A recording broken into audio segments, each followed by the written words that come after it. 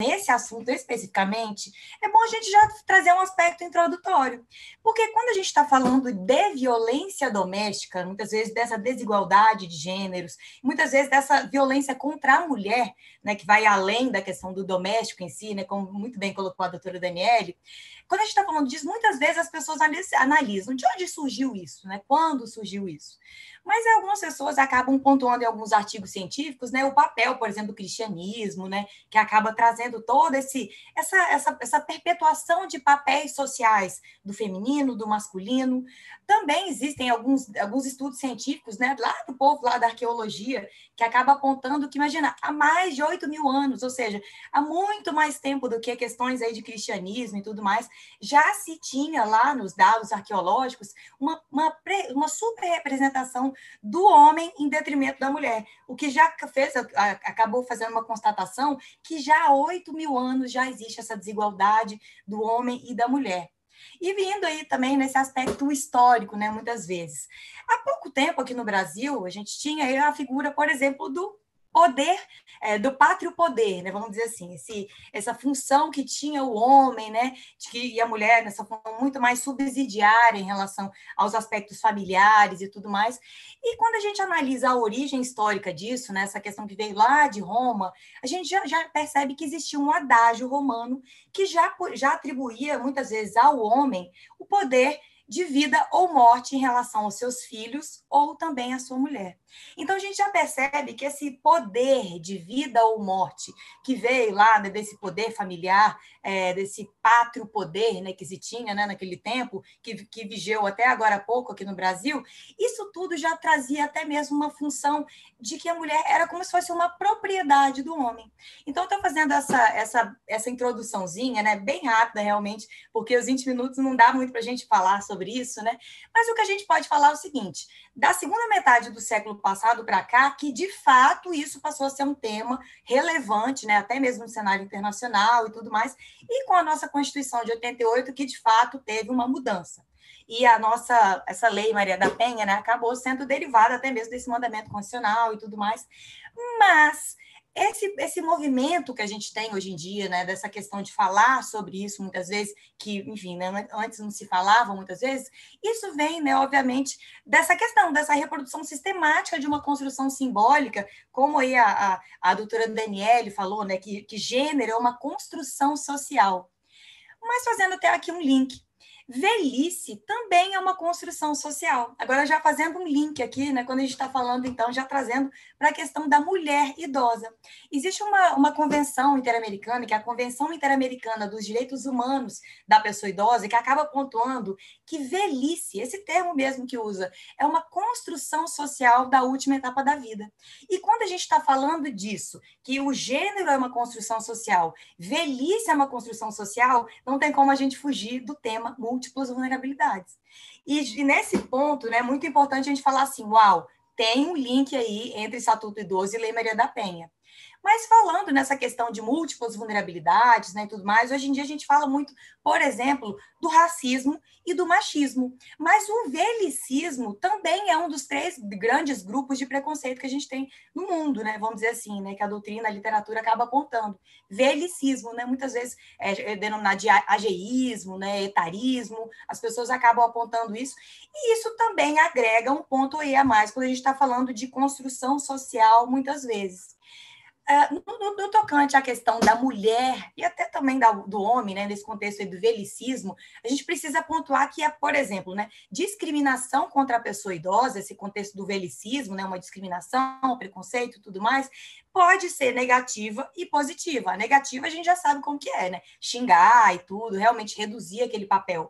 Mas a positiva vai também de um aspecto que, por exemplo, a gente acaba atribuindo uma maior infantilização, né? Não atribuindo a autonomia necessária para aquela pessoa e a autodeterminação para os atos da sua vida. Então, a gente já logo percebe, né, que como uma coisa pode ter a ver com a outra de fato, né? E muitas vezes as pessoas acabam confundindo a questão da idade com a incapacidade.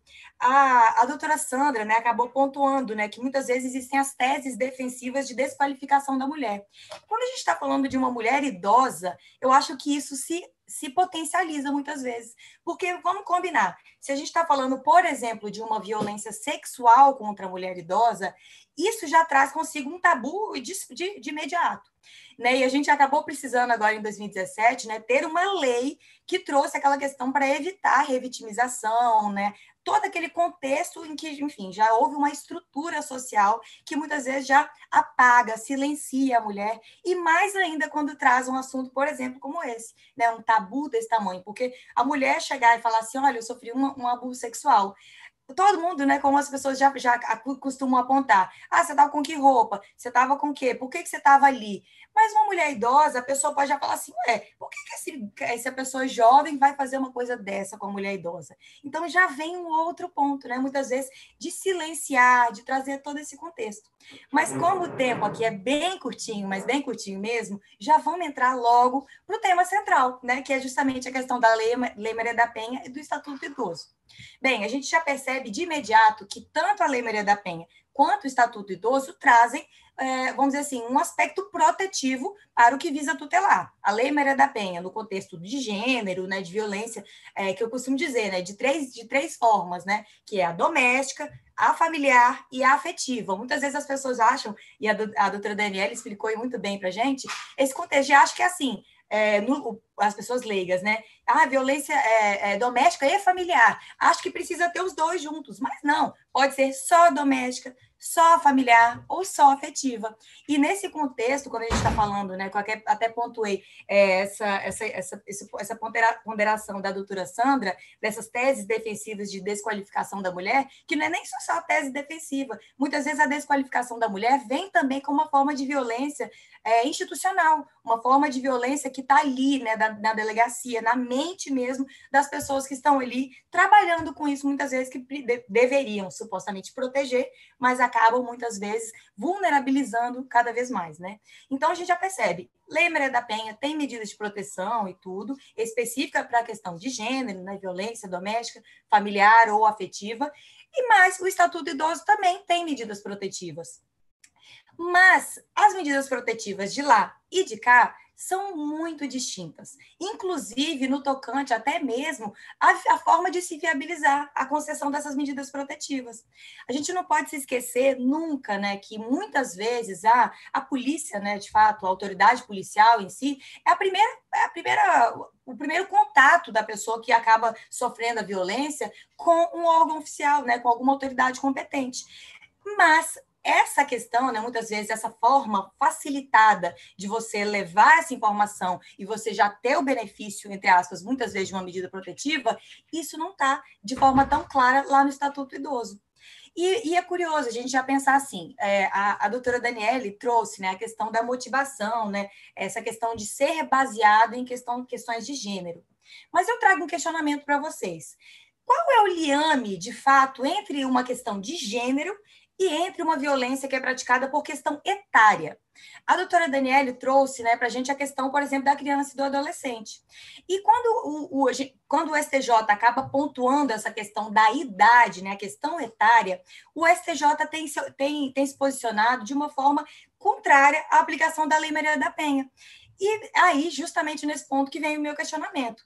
Seria possível desatrelar a motivação gênero de idade avançada, muitas vezes? Eu acho que esse liame é muito tênue quando você está lidando, por exemplo, com uma mulher idosa, né? Para você muitas vezes sabe falar assim, olha, não é baseado em gênero, e sim só pelo fato dessa pessoa ser idosa e por conta dessa vulnerabilidade. Mas você falar muitas vezes que é dessa vulnerabilidade, não daquela, isso faz com que automaticamente a gente se esqueça das múltiplas vulnerabilidades, que são sobrepostas, né? A gente não pode se esquecer que uma vulnerabilidade não exclui a outra. Aí existe uma sobreposição. E justamente nessa sobreposição também tem que vir uma tutela normativa, uma proteção estatal. O STJ, né, tem alguns julgados, né, que acabam pontuando assim, que o fato da vítima ser do sexo feminino não foi determinante, mas sim a idade avançada da ofendida em sua fragilidade perante o agressor, o filho. Então, quer dizer assim, será que de fato existe um liame entre idade e essa questão de ser mulher? da motivação de gênero. Então, quer dizer assim, alguns tribunais, né, acabam já pontuando, né, que a Lei Maria da Penha protege também a mulher idosa, não poderia deixar de ser diferente, né? Óbvio, né? Porque a gente está falando de sobreposições aí, a gente não está falando de exclusão. E nesse ponto, né, vem um aspecto que eu quero mencionar com vocês. Porque nesses julgados do STJ, ele acaba falando assim: olha, a questão principal aqui foi a questão etária, não a questão de gênero. Por isso, não aplica a Lei Maria da Penha. Mas, lá no artigo 13 da Lei Maria da Penha, tem a possibilidade, né, e eu acabo vendo como uma complementariedade de estatutos protetivos, tutelares, enfim, nesse artigo 13 tem uma disposição falando que é possível a aplicação, né, enfim, nesse tocante à Lei Maria da Penha, das normas do Estatuto do Idoso e também, né, de outro, por exemplo, como o Estatuto da Criança e Adolescente, no que couber. Então, a gente já percebe, dentro do Estatuto da Lei Maria da Penha, desculpa, tem a possibilidade, principalmente agora, depois dessa Lei 14.022, né, aí no momento da pandemia, existe a possibilidade, por exemplo, da própria autoridade policial aplicar medidas protetivas de imediato ali, né, enfim. Enquanto, por exemplo, no Estatuto do Idoso, tem uma disposição que só o Ministério Público ou, então, a autoridade judicial podem acabar aplicando medidas protetivas. E nesse ponto, a gente já percebe assim, se fosse, então, afastar a Lei Maria da Penha para aplicação exclusiva do Estatuto Idoso, você já estaria afastando de imediato a possibilidade, por exemplo, de aplicação de alguma medida protetiva de imediato para proteger aquela pessoa. Porque, vamos lembrar, no Estatuto do Idoso tem as medidas protetivas que visam tutelar o idoso, mas lá na Lei Maria da Penha tem também as medidas protetivas que visam atingir o agressor. E justamente nesse ponto, né, eu acho que é bem relevante a gente analisar de forma complementar esses institutos. Até mesmo de acordo com esse artigo 13, né, me parece que a opção do legislador foi, de fato, uma ampliação da rede de proteção em relação às pessoas que existem múltiplas vulnerabilidades, né? E não, vamos dizer assim, afastar essa aplicação concomitante, porque isso poderia acarretar até mesmo uma certa tutela inadequada, muitas vezes, uma certa até complexidade sistêmica aí. Porque vamos pensar aqui. Estou falando bem rapidinho, né? Porque o tempo aqui está bem corrido. Mas vamos pensar assim. Quando a gente está falando de uma Lei Maria da Penha, a gente está falando também de uma vara específica e tudo mais. Mas pode ser, né? A doutora Daniela acabou pontuando a questão da competência.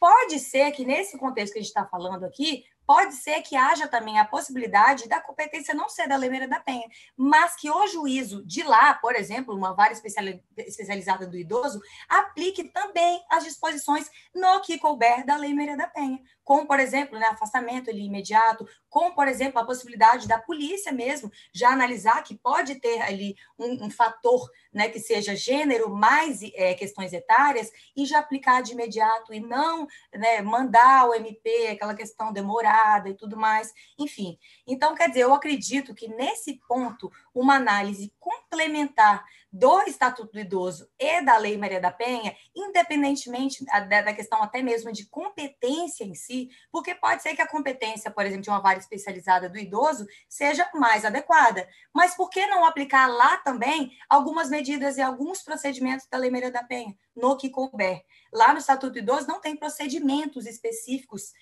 como, por exemplo, a Lei Maria da Penha acaba trazendo. Então, eu acredito que essa análise complementar, ela é viabilizada pelo artigo 13 da Lei Maria da Penha, inclusive, né? E eu acredito que vai de encontro a essa questão de múltiplas vulnerabilidades, de uma maior análise nesse contexto de fato, tutelar, né? De uma forma mais abrangente possível. E nesse contexto, a gente já logo percebe que é possível, sim, a gente analisar de forma conjunta. E mais, alguns casos, né? Por que é tão importante a gente falar dessa complementariedade? Em alguns casos, vamos dizer assim, a pessoa chega, né, até uma delegacia de polícia e tudo mais e fala: olha, meu neto, meu filho, enfim, enfim, fez alguma violência em detrimento de mim, eu, mulher idosa. A polícia já pode imediatamente se achar que é uma questão de gênero, muitas vezes, aplicar uma medida protetiva, como afastamento daquela pessoa do lar, por exemplo, né? E depois manda enfim, para a vara que ela reputar mais competente, vamos dizer assim. Então, eu acredito que nesse ponto seja bem interessante a gente analisar de forma complementar, exclusiva, né? Obviamente, não é só Estatuto Idoso e nem só a questão enfim, né, da Lei Maria da Penha, mas sim, vamos agregar tudo isso, porque vamos combinar, o liame entre a questão de gênero e a questão etária é muito sutil. E a gente falar que uma coisa é uma coisa e não outra coisa, me parece muito complexo. Então, assim, meu tempo eu acho que se esgotou já, e vou ficando por aqui. Eu agradeço muito a atenção de vocês, agradeço muito ao convite. Contem comigo para o que precisar. Estou vendo o pessoal também lá no YouTube, um monte de gente, a Leila, a Ana França, o pessoal está lá. Obrigada pela atenção, pessoal, e me coloco à disposição também. Meu Instagram é Patrícia Novaes Calmon, tudo junto. Quem quiser, enfim, ter alguma informação, adicional e tudo mais, só procurar lá que a gente bate um papo. Obrigada, até mais. Maravilhosa, doutora Patrícia, mais uma vez maravilhosa. Muito, muito obrigada pelos seus ensinamentos.